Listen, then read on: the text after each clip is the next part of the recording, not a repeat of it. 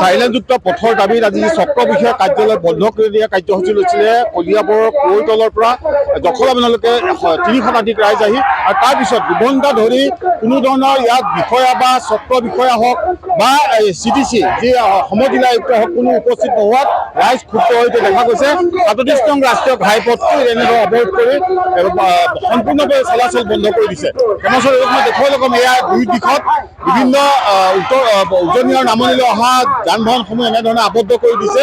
সকলো ইয়াতে আবদ্ধ হৈ পৰিছে আৰু দেখা গৈছে যে প্ৰায় ২ ঘণ্টা ধৰি প্ৰতিবাদকাৰীসকলে চক্ৰ বিষয়া কাৰ্যালয়ত প্ৰতিবাদ কৰাৰ পাছতো কোনো ধৰণৰ সহায় কোনো ধৰণৰ বিষয়া হওক ইয়াত উপস্থিত নোহোৱাত তেওঁলোক ক্ষুব্ধ হৈ পৰে, যাৰ কাৰণে দেখা গৈছে ৰাষ্ট্ৰীয় ঘাইপথটো অৱৰোধ কৰিছে।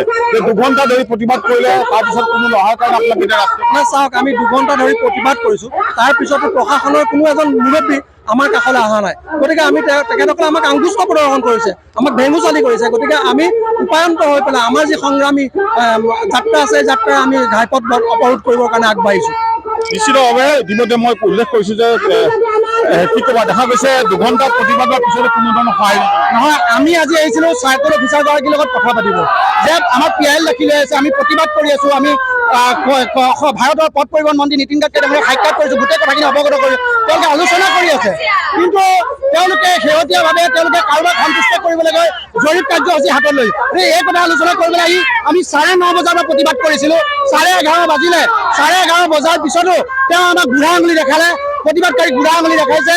কলিয়াবৰ ৰাইজ আজি ডাকিছে, কলিয়াবৰৰ প্ৰত্যেকটো দল সংগঠন ডাকিছে আৰু তেওঁ যি বুঢ়া আঙুলি দেখালে তেওঁৰ প্ৰত্যুত্তৰত আজি আমি এই ৰাষ্ট্ৰীয় ঘাইপথ অৱৰোধ কৰিবলৈ আমি সিদ্ধান্ত লওঁ। কি ক'ব, যিহেতু দেখা গৈছে ছাত্ৰ সংগঠন হিচাপে আপোনালোকৰ ইয়াত প্ৰতিনিধিত্ব কৰিছে, ৰাইজৰ বিভিন্ন দিনৰ পৰা আছে প্ৰায় 3 বছৰ ধৰি প্ৰতিবাদ কৰিলে, তাৰপিছতো কোনো ধৰণৰ সঁহাৰি নজনাই পথটো আন বিষয় লৈ ৰাইজৰ প্ৰথম কথা আছিল চাৰ্কুল অফিচত লগ পোৱা, কিন্তু এই 2 ঘণ্টা সময় চাৰ্কুল অফিচত কিয় লগ নিদিলে? প্ৰশাসনে কোনোজন বৰমূৰীয়া কিয় লগ নিদিলে? কালৈ ভয় খাইছে? কাৰণ ৰাইজটো আমাৰ ভয় খাইছে নেকি? সেইকাৰণে স্পষ্ট কৰিব লাগে, কাৰণ ৰাইজে ৰাজপথ অৱৰোধ কৰিবলৈ অহা নাছিলে। ৰাইজে তেওঁলোকৰ মত জানিবলৈ আহিছে। আজি এই ৰাজপথ অৱৰোধ কৰিবলৈ হ'ল কিয়? এই কথাটো স্পষ্ট কৰিবলৈ প্ৰশাসনে।